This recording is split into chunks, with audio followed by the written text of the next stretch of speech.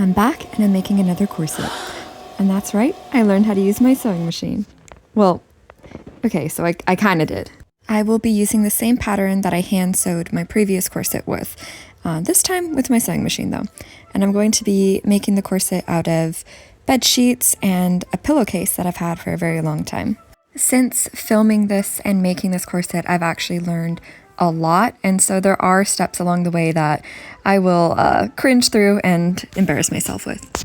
This is after taking apart all of the seams on the pillowcase, which it ended up being a lot more material than I anticipated, which is great because I actually ended up making this corset a good 2 to 3 inches too big, and I really like how it turned out, so I'll have to make it again with that little stash of extra fabric, which, spoiler alert, it doesn't fit, but whatever. It's an interesting process, maybe. Anyways, here's me. I don't know what I'm doing. I should take scissors away from me. Anyways, here is an excellent example of things that I did that are embarrassing now looking back on. I used ribbon to sew these boning channels on rather than just sandwiching 2 linings together and stitching the boning channels and sliding the boning up into them, which, oh my god, that is so much easier than whatever the heck I did. But I got there. I got there because here it is.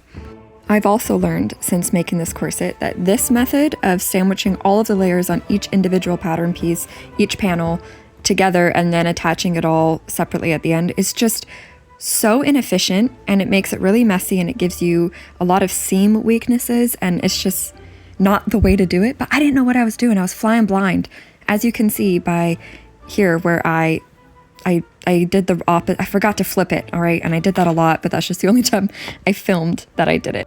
Things were coming together, but I was not measuring as I was going. And upon holding it together at the back, I thought it was a perfect fit, but I would soon learn when I put in the eyelets in the back that it was a good 2 to 3 inches too big. So remember to measure as you go, folks, because I could have saved it. I wanted to film more of this process, but my phone is always running out of storage, partly because I have 100 videos of my dog, but look at her. She's so cute. Anyways, this is after I trimmed out the edges. I don't know the right word for that, but I was trying to decide how I wanted to adorn it, and I had this extra tassel that I took off of a bedsheet and this velvety ribbon, and I really, really loved how it ended up looking together. Oh, here's the clip of me suggesting that I'm going to put the holes in, I guess. This is it tried on. I didn't show the full back in this video because it's completely overlapped with each other to get it to fit like this. Not very thumbs up. I don't know what I was on about. And this little video that I stole from my Instagram stories, it's the only real footage I have of it on, with a skirt and a chemise that I also sewed. Thank you very much. But I'm on the fence about what to do. And I'm going to talk to you about it while you watch this footage of me thrifting, because part of what I'm going to talk about is how I have no actual footage of the finished and styled corset. I absolutely love how the final design of the corset came out. The striped linen pillowcase material with the velvet ribbon and the tassel, the style of the overbust strapless kind of 18th century stays inspired look.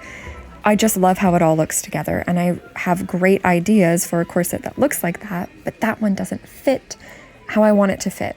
So do I go through the effort of remaking that entire corset but just smaller, or do I try and alter that corset to fit me better, but keep in mind I have very basic sewing skills, as you've seen from this video, and I don't know which I should do. It kind of feels like a waste of time to go through and remake the exact same corset. But is it a waste of time if I end up wearing it? You know, these are just my ramblings now at this point. So if you've watched this and you're still watching it, I mean, thank you. You're an incredible person. And let me know in the comments what you think I should do. Should I alter the existing corset or remake it entirely? And the benefit to remaking it entirely is I've learned so much from making that corset, like I said, about the boning channels and the construction of the panels. So let me know what I should do, remake or alter. And thank you so much for watching. I really appreciate it. And I'm going to be getting more videos up about my projects because I'm kind of on an insane roll right now. Now that I learned how to use my sewing machine. Who would have thought? All right, those guys are very concerning looking, so I'm going to end on that note.